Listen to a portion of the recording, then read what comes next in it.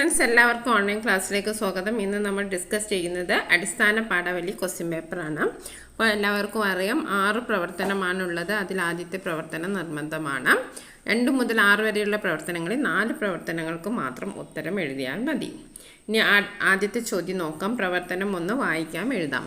വീര ആരാധനാപരമായ നാടോടി പാട്ടുകളാണ് വടക്കൻ പാട്ടുകൾ. വടക്കേ മലബാറിലെ കടത്തനാട്, കോലത്തുനാട്, വയനാട് തുടങ്ങിയ പ്രദേശങ്ങളിലെ കളരി അഭ്യാസങ്ങൾക്ക് പേരുകേട്ട തച്ചോളി, പുത്തൂരും തുടങ്ങിയ തറവാടുകളിലെ അഭ്യാസികളുടെ ജീവചരിത്രവും അവരെ പ്രകീർത്തിക്കലുമാണ് വടക്കൻ പാട്ടുകളിലെ സാരം. നാടൻ പാട്ടുകളുടെ രൂപത്തിലുള്ള വടക്കൻ പാട്ടുകൾ പാണന്മാർ വഴിയാണ് നാടെങ്ങും പ്രചരിച്ചതെന്ന് വടക്കൻ പാട്ടുകളിൽ തന്നെ പറയുന്നു. വടക്കൻ പാട്ടുകൾ നൂറ്റാണ്ടുകളായി വാമൊഴിയായി തലമുറയിൽ നിന്നും തലമുറയിലേക്ക് പകർന്നു കിട്ടിയതാണ്. കാലാന്തരത്തിൽ ചില കൂട്ടലോ കുറയ്ക്കലോ വന്നിട്ടുണ്ടാകാമെങ്കിലും അവ ഇന്നും വലിയ കേടുപാടുകൾ ഇല്ലാതെ നിലനിൽക്കുന്നു.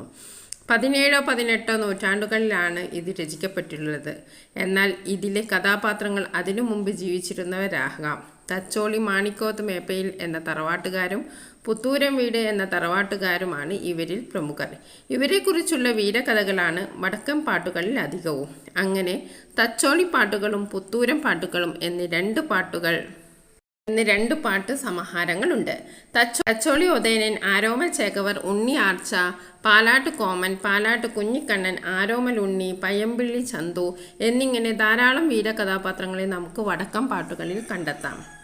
ഇനി ആദ്യത്തെ ചോദ്യം. വടക്കൻ കേരളത്തിൽ ഉടലെടുത്ത വടക്കൻ പാട്ടുകൾ വിഗ്രഹാരാധനപരമാണ്, വീരാരാധനപരമാണ്, വിചിത്രാചാരപരമാണ്. അപ്പോൾ ആദ്യത്തെ ചോദ്യത്തിൻ്റെ ഉത്തരം എന്താണ്? വീരാരാധനപരമാണ്. അത് നമ്മൾ വായിച്ചു.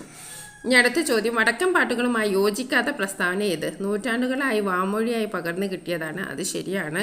കാലാന്തരത്തിൽ ചില കൂട്ടലുകളും കുറയ്ക്കലും വന്നിട്ടുണ്ട്. അതും ശരിയാണ്. 12 13 നൂറ്റാണ്ടുകളിലാണ് രചിക്കപ്പെട്ടത്. അത് തെറ്റാണ്. ഇനി അടുത്ത ചോദ്യം. തച്ചോളി തറവാടിൻ്റെ മുഴുവൻ പേരെന്താണ്? തച്ചോളി മാണിക്കോത്ത് മേപ്പയിൽ. അതാണ് അതിൻ്റെ ശരിയായ ഉത്തരം. ഇനി അടുത്ത ചോദ്യം. വടക്കൻ പാട്ടുകളിൽ ഉൾപ്പെടാത്ത യോദ്ധാവാര്? പയ്യമ്പിള്ളി ചന്തു, കായംകുളം കൊച്ചുണ്ണി, ആരോമൽ ചേകവർ. അതിൻ്റെ ശരിയായ ഉത്തരം കായംകുളം കൊച്ചുണ്ണിയാണ്. വടക്കൻ പാട്ടുകൾ നാടെങ്ങും പ്രചരിച്ചത് ആരാണ്? പാക്കനാർ, പാട്ടുകൂട്ടം, പാണന്മാർ. അപ്പോൾ പാണന്മാർ വളരെ എളുപ്പത്തിലുള്ള ഒരു ചോദ്യമാണ്. ഇതിൽ നിങ്ങൾക്ക് ഫുൾ മാർക്ക് സ്കോർ ചെയ്യാം. അപ്പോൾ ആരും ഇത് മിസ് ചെയ്യരുത്. ഇനി രണ്ടാമത്തെ പ്രവർത്തനം നോക്കാം. അഭിപ്രായക്കുറിപ്പ്. ഒരു ചെടിയും നട്ടു വളർത്തി ലോണപ്പൂവ് എങ്ങനെ നുള്ളാൻ? ഒരു വയലും പൂട്ടി വിതച്ചി ലോണ ചോറെങ്ങനെ ഉണ്ണാൻ? ഒരു വാഴക്കന്നും നട്ടി ലോണപ്പഴം എങ്ങനെ തിന്നാൻ? ഒരു കുഴി നൂൽപൂലും 100 ലോണത്തുണി എങ്ങനെ അണയാൻ? ഒരു കരളി സ്നേഹം പാകി ഓണക്കളി എന്തു കളിക്കാൻ? ഉള്ളത്തി കള്ള കർക്കടം എങ്ങനെ പൊന്നോണം പുലരാൻ? ഓണം NV കൃഷ്ണവാര്യരുടെ രചനയാണ്. അത്തം പുലർന്നു വിടർന്നു കാത്തു മുറ്റത്ത് പൂക്കളം ഇടേണ്ടേ, മുറ്റം ആഹ്ലാദത്തിനോണ നാളായി മുറ്റമില്ലാത്ത നാം എന്തു ചെയ്യും? 7 നിലയുള്ള സൗധം ഒന്നിൽ 7ാം നിലയിലെ വാടകക്കാർ നാഗരികർ നാഗവാസികൾ നാം ഓണത്തെ എങ്ങനെ സ്വീകരിക്കും? ഫ്ലാറ്റിലെ ഓണം, നെടുമുടി ഹരികുമാർ. മുകളിൽ കൊടുത്തിരിക്കുന്ന കവിതാഭാഗങ്ങൾ വായിച്ചല്ലോ. ഓണത്തെക്കുറിച്ചുള്ള കവികളുടെ കാഴ്ചപ്പാടാണ് ഇവിടെ വ്യക്തമാക്കുന്നത്. ഈ കവിതകളിലെ ആശയത്തോട് നിങ്ങളുടെ നിലപാട് വ്യക്തമാക്കിക്കൊണ്ട് കുറിപ്പ് തയ്യാറാക്കുക. കാർഷിക സംസ്കാരവുമായി ബന്ധപ്പെട്ട ഒരു ആഘോഷമാണ് ഓണം. കാലം മാറിയപ്പോൾ രൂപവും ഭാവവും മാറിയിരിക്കുന്നു. തകഴി ശിവശങ്കരപിള്ളയുടെ ഓർമ്മക്കുറിപ്പിലെ പഴയ കാലത്തിൻ്റെ ഓണചിത്രങ്ങൾ ഇന്നത്തെ തലമുറയ്ക്ക് അറിയില്ല. എല്ലാം നട്ടു നനച്ചു വളർത്തിയ സ്മരണകളാണ് പണ്ടുകാലങ്ങളിൽ ഉണ്ടായിരുന്നത്. ഇന്ന് അന്യ സംസ്ഥാനങ്ങളിൽ നിന്ന് പൂക്കളും പച്ചക്കറിയും അരിയും എല്ലാം വരുന്നു. അതിൽ ഓണവും മാറിയതിൽ അത്ഭുതപ്പെടാൻ ഒന്നുമില്ല. കൃഷി ചെയ്യാൻ ഇന്ന് ജനങ്ങൾക്ക് താല്പര്യമില്ല. കൃഷിയിടങ്ങളും ഇല്ല. ഇന്ന് എല്ലാവരും ഫ്ലാറ്റ് സംസ്കാരമാണ് ഉൾക്കൊള്ളുന്നത്. ഓർഡർ ചെയ്താൽ വിഭവസമൃദ്ധമായ ഓണസദ്യ നമ്മുടെ ഊൺമേശയിലെത്തും. എങ്കിലും എല്ലാവർക്കും ഓണക്കാലം എത്തുമ്പോൾ മനസ്സുകൊണ്ട് ഓണത്തെ വരവേൽക്കാൻ ഒരുങ്ങും. സന്തോഷത്തിൻ്റെ ദിനങ്ങളും നമ്മുടെ കാർഷിക സംസ്കാരവും തിരിച്ചു പിടിക്കാനുള്ള ശ്രമം ഉണ്ടാകണമെന്നും കവി ഓർമ്മപ്പെടുത്തുന്നു. അടുത്ത ചോദ്യം നോക്കാം. കഥാപാത്ര നിരൂപണം. ജീവിത സാഹചര്യങ്ങൾ കൊണ്ട് നാടുകടത്തപ്പെട്ട ഒരു പെൺകുട്ടിയുടെ കഥയാണ് തേങ്ങ എന്ന പാഠഭാഗത്തിൽ പ്രതിപാദിച്ചിരിക്കുന്നത്. അക്കമ്മ എന്ന കഥാപാത്രത്തിന്റെ സ്വഭാവ സവിശേഷതകൾ പരാമർശിച്ച് കഥാപാത്ര നിരൂപണം തയ്യാറാക്കുക. അന്യദേശത്ത് നിന്ന് കേരളത്തിലെ ഒരു വീട്ടിലേക്ക് ജോലിക്കായി എത്തിയതാണ് അക്കമ്മ എന്ന 10 വയസ്സുകാരി. ചെറുപ്പം മുതൽ അച്ഛന്റെ കൃഷിജോലികളിൽ സഹായിച്ചാണ് അക്കമ്മ വളർന്നു വന്നത്. പ്രകൃതി എന്നത് അവളുടെ ജീവിതത്തിന്റെ ഭാഗമായിരുന്നു. അന്യദേശത്തു നിന്ന് വേലക്കാരിയായി ബംഗ്ലാവിൽ എത്തിയപ്പോൾ ഒറ്റപ്പെട്ടതുപോലെ അവൾക്ക് തോന്നി. തേങ്ങാപ്പൂര ഒഴിഞ്ഞു കിടക്കുന്നത് അവളെ വളരെ വിഷമിപ്പിച്ചു. പൊഴിഞ്ഞു വീണ് കിടക്കുന്ന തേങ്ങകൾ താൻ തന്നെയാണെന്ന് അവൾക്ക് തോന്നിപ്പോകുന്നു. തേങ്ങാക്കൂട്ടിലേക്ക് അവരെ എത്തിച്ചപ്പോൾ സുരക്ഷിതമായ ഒരു സ്ഥലത്ത് അവരെ എത്തിച്ച ഒരു സമാധാനമാണ് അക്കമ്മക്ക് തോന്നുന്നത്. താൻ ചെയ്യുന്നത് തന്റെ കടമയാണ് എന്നാണ് അവൾ കരുതുന്നത്. ആസ്വാദനക്കുറിപ്പ്. താഴെ കൊടുത്തിരിക്കുന്ന കവിത വായിച്ച് ആസ്വാദനക്കുറിപ്പ് തയ്യാറാക്കുക. കവിതയുടെ ആശയം, വരികളുടെ ഭംഗി, സവിശേഷമായ പ്രയോഗങ്ങൾ ഇവ പരിഗണിക്കുമല്ലോ. സമ്മാനം: പൂ പോലെയുള്ള നിലാവ് തന്നു, പൂവിൽ മധുരം നിറച്ചു തന്നു, ആകാശമെന്ന കുടയ്ക്ക് കീഴിൽ 1000 വർണ്ണോത്സവങ്ങൾ തന്നു, മേടിൻ്റെ പച്ചപ്പരപ്പു തന്നു, കാടിൻ്റെ നീല മേലാപ്പു തന്നു, കാർമുകിലിൻ്റെ കനവ് തന്നു, വാർമഴവില്ലിൻ കസവ് തന്നു, ആളിപ്പടരുവാൻ അഗ്നി തന്നു, ആഴിയിൽ വെള്ളം നിറച്ചു തന്നു, ആറ്റിൻ തിരയിളക്കങ്ങൾ തന്നു, മഞ്ഞിൻ്റെ വെള്ളിക്കുളിരു തന്നു, കാറ്റിൻ്റെ ചൂളം വിളികൾ തന്നു, തേനിറ്റു വീഴും പഴങ്ങൾ തന്നു, നീയൻ പ്രപഞ്ചമേ ജീവനായി. അതെന്തെല്ലാം അനുഗ്രഹങ്ങൾ. പി മധുസൂദനൻ നായരുടെ ഒരു കവിതയാണ്.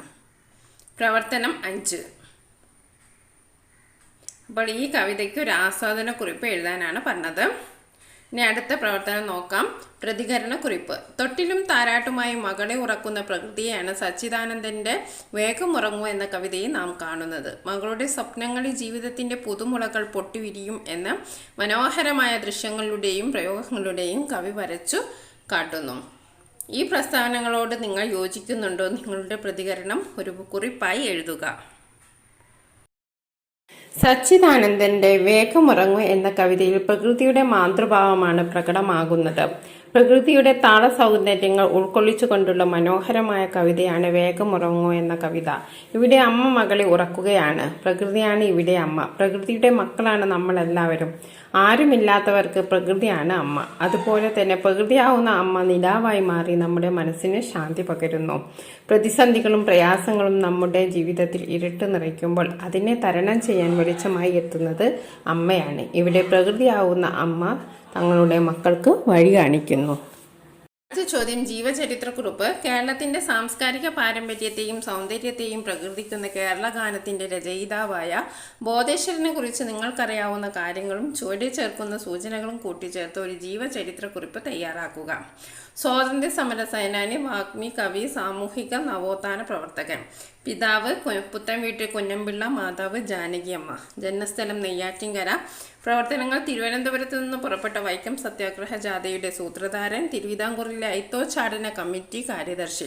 കൃതികൾ: ആദർശാരാമം, ഹൃദയാങ്കുരം, സ്വതന്ത്ര കേരള. പ്രബന്ധങ്ങൾ: ജീവിതകാലം 1900-1990. ബോധേശ്വരന്റെ മകൾ മലയാളത്തിലെ പ്രശസ്തമായ ഒരു കവയിത്രിയാണ്. ആരാണ് ഈ കവയിത്രി? സുഗതകുമാരിയാണ് കവയിത്രി. സുഗതകുമാരി ബോധേശ്വരന്റെ മകളാണ്. അപ്പോൾ ജീവചരിത്രക്കുറിപ്പ് എഴുതുമ്പോൾ ആരുടെ ജീവചരിത്രക്കുറിപ്പാണ് നമുക്ക് എഴുതാൻ തന്നത്? അവരുടെ പേര് എഴുതുക. അപ്പോൾ ബോധേശ്വരൻ എഴുതി. പിന്നെ നമുക്ക് ജനനവും മരണവും അവിടെ തന്നിട്ടുണ്ട്. അപ്പോൾ 1900 മുതൽ 1990 അത് നമ്മൾ അവിടെ എഴുതുക. അതൊരു ഹെഡിങ് ആയിട്ട് എഴുതുക.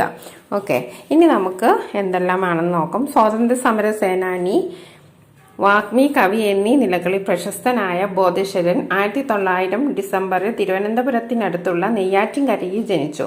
പുത്തൻവീട്ടിൽ കുഞ്ഞമ്മയും ജാനകി അമ്മയും ആണ് മാതാപിതാക്കൾ. കേശവൻ എന്നായിരുന്നു ആദ്യ പേര്. ആര്യസമാജ പ്രവർത്തനങ്ങളിൽ ഏർപ്പെട്ട് സന്യാസം സ്വീകരിച്ചപ്പോഴാണ് ബോധേശ്വരൻ എന്ന പേര് സ്വീകരിച്ചത്. പിന്നീട് ആത്മീയ ജീവിതം ഉപേക്ഷിച്ച് സ്വാതന്ത്ര്യ സമര പ്രവർത്തനങ്ങളിലും മറ്റു സാമൂഹിക പ്രസ്ഥാനങ്ങളിലും സജീവ പങ്കാളിയായി. ക്ഷേത്രപ്രവേശന വിളംബരം, വൈക്കം സത്യാഗ്രഹം എന്നിവയിലെല്ലാം പങ്കെടുത്തു. തിരുവനന്തപുരം ഐത്തോച്ചാടന കമ്മിറ്റിയുടെ അധ്യക്ഷനായിരുന്നു. പ്രശസ്ത എഴുത്തുകാരിയായ സുഗതകുമാരി, ഹൃദയകുമാരി, സുജാത ദേവി എന്നിവർ മക്കളാണ്. 1990 അന്തരിച്ചു. പ്രധാന കൃതികൾ: ഹൃദയാങ്കുരം, സ്വതന്ത്ര കേരളം, ആദർശാരാമം, മതപ്രബന്ധങ്ങൾ എന്നിവയാണ്. അടിസ്ഥാന പാഠാവലിയിലെ രണ്ടാമത്തെ ചോദ്യപേപ്പറാണ് നമ്മൾ ഡിസ്കസ് ചെയ്തത്. അപ്പോൾ ഈ രണ്ട് ചോദ്യപേപ്പറും ഡിസ്കസ് ചെയ്തപ്പോൾ നിങ്ങൾക്ക് ഒരു കാര്യം എന്താണ് മനസ്സിലായത്? നമ്മുടെ ഓണത്തെ പറ്റിയിട്ട് എന്തായാലും ഒരു ചോദ്യം ഉണ്ടായിരിക്കും. ഓണം അന്നും ഇന്നും എന്താണ് വ്യത്യാസം, അതിനെ പറ്റിയിട്ട് നിങ്ങൾ ഒന്ന് പഠിച്ചിരിക്കുന്നത് നല്ലതാണ്. അതേപോലെ തന്നെ ജീവചരിത്രക്കുറിപ്പ് ആരുടെങ്കിലും എഴുതാനുണ്ടാകും. ബോധേശ്വരനല്ലാണ്ട് വേറെ കവികളിൽ ആരുടെങ്കിലും ഒന്ന് എഴുതാനുണ്ടാവും, അതും നിങ്ങൾ പഠിച്ചെടുക്കുക. പിന്നെ പ്രതികരണക്കുറിപ്പ്, വിശകലനക്കുറിപ്പ്, അങ്ങനെ പാഠഭാഗവുമായി ബന്ധപ്പെടുത്തിക്കൊണ്ട് തന്നെയുള്ള ക്വസ്റ്റ്യൻസ് ഉണ്ടാവാം. അപ്പം നമുക്ക് ചിലതിനൊന്നും ഞാൻ ആൻസർ ഇവിടെ ചെയ്യാത്തത് അത് ആ ചോദ്യം പിന്നീട് വരണമെന്നില്ല. പാഠഭാഗവുമായി ബന്ധപ്പെടുത്തിയ എല്ലാ ക്വസ്റ്റ്യൻസിനും ഞാൻ ആൻസർ ഇവിടെ തന്നിട്ടുണ്ട്. അതേപോലെ തന്നെ ആസ്വാദനക്കുറിപ്പ് ഏതെങ്കിലും അങ്ങനെ എന്തെങ്കിലും പ്രതികരണക്കുറിപ്പ്, പ്രസംഗം എന്നിവയൊക്കെ പുറത്തു നിന്ന് ഒരു ചോദ്യം വരാം. അങ്ങനത്തെ ചോദ്യങ്ങൾക്കൊന്നും ഇവിടെ ആൻസർ കൊടുത്തിട്ടില്ല. ബാക്കി പാഠഭാഗവുമായി ബന്ധപ്പെട്ട എല്ലാ ചോദ്യങ്ങൾക്കും ഉത്തരം നൽകിയിട്ടുണ്ട്. അപ്പോൾ ഓരോ പാഠഭാഗത്തിൻ്റെയും ആശയം നിങ്ങൾ മനസ്സിലാക്കി വെക്കണം. Okay, thank you for watching this video. Best wishes for your exam. അതേപോലെ തന്നെ ഈ വീഡിയോ നിങ്ങൾക്ക് ഉപകാരപ്പെടുന്നു എങ്കിൽ നിങ്ങളുടെ ഫ്രണ്ട്സിനൊക്കെ ഷെയർ ചെയ്യുക. നിങ്ങളുടെ അഭിപ്രായങ്ങൾ നിങ്ങൾ കമൻറ്റ് ബോക്സിൽ കമൻറ്റ് ചെയ്യുക. Thank you for watching.